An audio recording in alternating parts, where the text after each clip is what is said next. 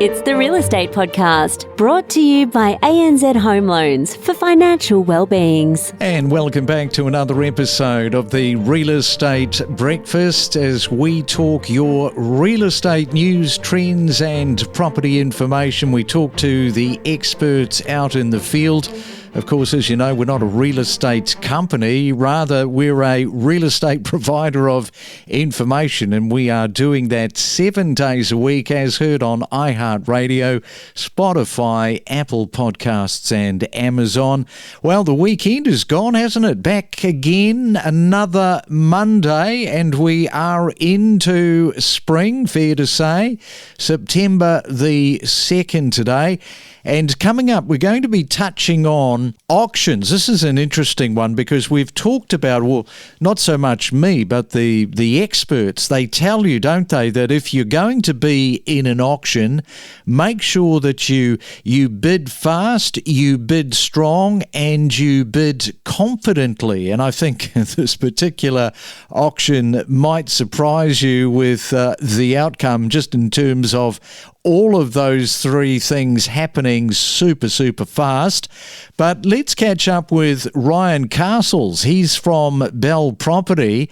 Ryan, you're on the coast there. You're servicing Blackrock, Hampton, Beaumaris, and of course we're talking the Melbourne region. So good morning to you and welcome in. Yeah, thank you very much. Thank you for having me. So tell us a little bit about those areas. There will be, of course, people that wouldn't have heard of Blackrock, Hampton and Beaumaris. So perhaps just sort of break that down. Yeah, sure. Look, I think lucky to be able to work in that area, along the bay side of Melbourne. Very much a destination suburb or area for a lot of people to aspire to be in. I'm lucky to have grown up in the area and had, a wonderful childhood growing up in Sandringham and Hampton. And yeah, it's beautiful part of the world.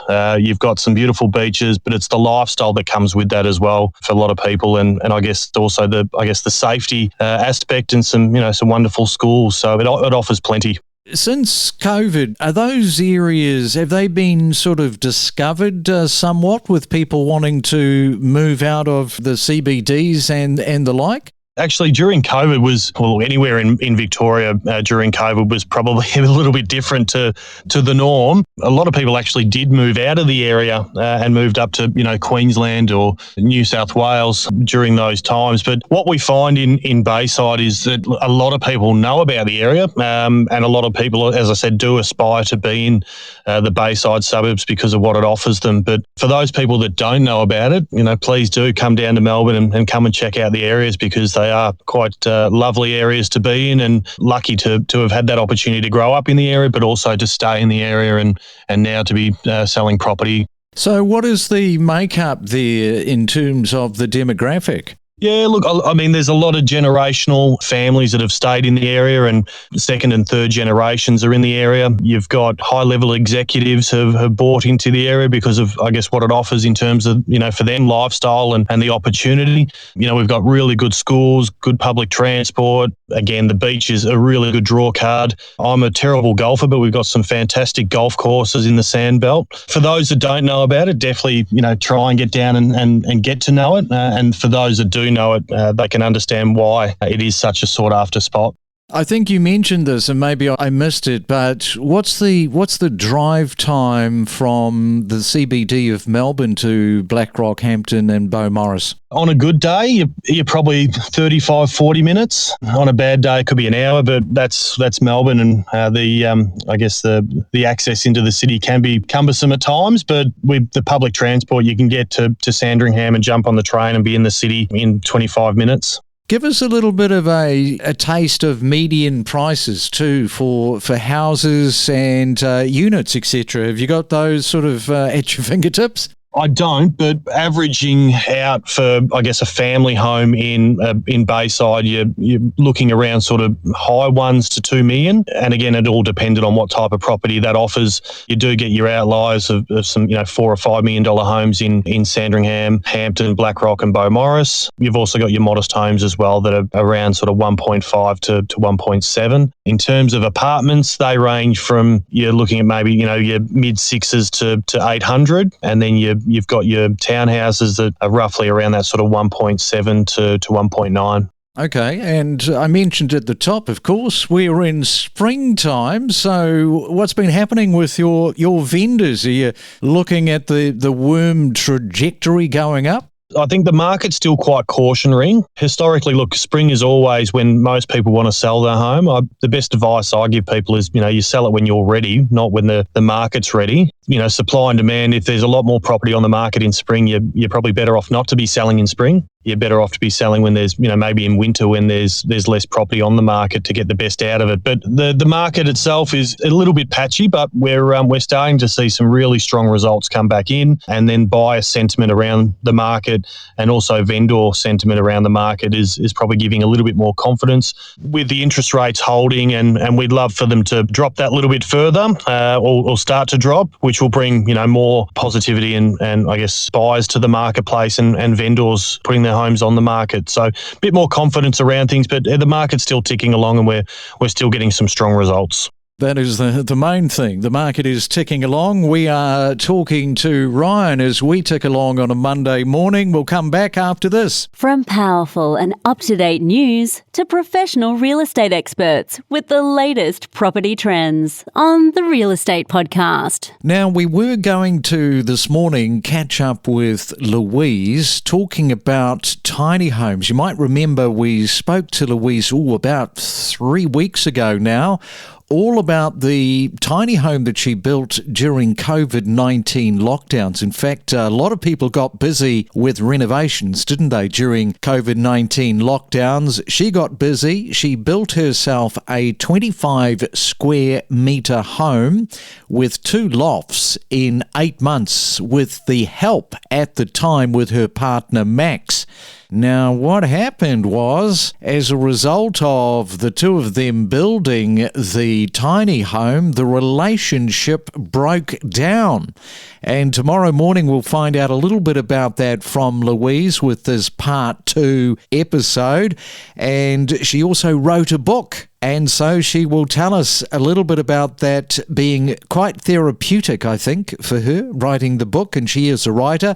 So that is all coming up tomorrow morning with Louise on the Real Estate Breakfast. It's the Real Estate Podcast, talking properties from 6 a.m. every day, from every corner of the Australian real estate market. And it is a Real Estate Monday. We are talking with Ryan Castles from Belle Property. And now, time to get up to this auction that I was telling you about at the start of this morning's discussion.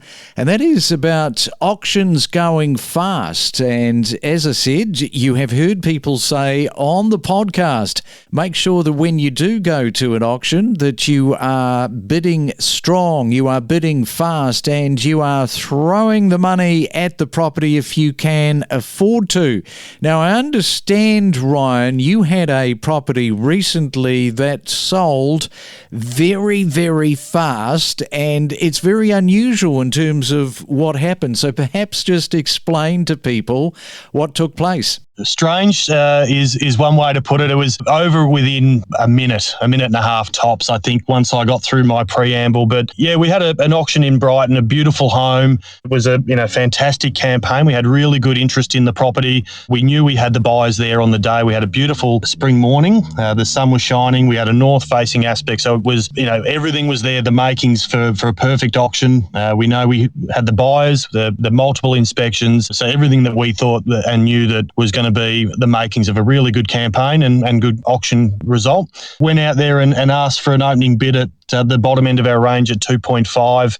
I had 2 bids come in at the same time, one at 2.5, and then we had a knockout bid at 3 million. So $500,000 above what I was asking. And in my 15 years of real estate and as an auctioneer, I've never had that happen, and I don't know if it will happen again, but the strategy for that buyer definitely worked. They were able to secure the property and take that opportunity away from everybody else, and that's okay. That's what you need to do in order to buy property. I think the most important thing, we got a fantastic result for our vendors, and it's cliche, but that's why I do the job. It's to get great results for my clients and to be able to have those stories and talk that through with people. It's not to be an expectation I wouldn't have thought from vendors going forward, but for the vendors that we sold for, it was a fantastic outcome and couldn't have happened for to better people. I'm just thinking of the vendor, listening in on the auction, and you own the property and you're thinking, yeah, a little bit over the reserve would be quite nice. And then you suddenly hear it and you'd be thinking, did I hear that right? And you were probably thinking the same. Is that right? So when that was shouted out, you would have asked, surely, excuse me, am I hearing that correctly? Well, I didn't do that because I didn't want to get them to second guess their thought process. It was, I'll take you $3 million, ladies and gentlemen. We're on the market and we will be selling because we were well and truly above the reserve price. The thing with this is the buyers have sat down, they've worked it out. They've gone, right, this is a quality property. This is something that is going to go over the reserve, probably plenty over the reserve. Look at the day, as you said, you just described it, north facing, sunshine streaming in. It's a happy little buzz of people there, but they've already done the numbers and they've said, let's go in strong. So it's a testament to all of the people that have said on this podcast, make sure that you bid strongly because you'll knock people out. Probably not $500,000 over reserve, but yeah, it's a good point in case. Oh, look, absolutely. I think as an auctioneer and as an agent, I always say if you are interested in property, show your intentions. And if you are at an auction and you're there to buy it, bid strongly because at the end of the day, that's what it's all about. If you have to pay that little bit extra for the home, that's okay because you'll probably be in it for a bit of time and get to enjoy that. But, for some people, it's, you don't want to be holding the brochure, you want to be holding the keys. They want it more, I guess they wanted it a lot more than anybody else. And they saw the value in the property for what they wanted. I know we had a handful of other buyers that didn't get an opportunity to get their hand up. They saw value in the property at their price, but this buyer was adamant that they were going to pay what they needed to get it, and good on them in securing the home and their future going forward. I like the expression, don't be holding the brochure, be holding the keys.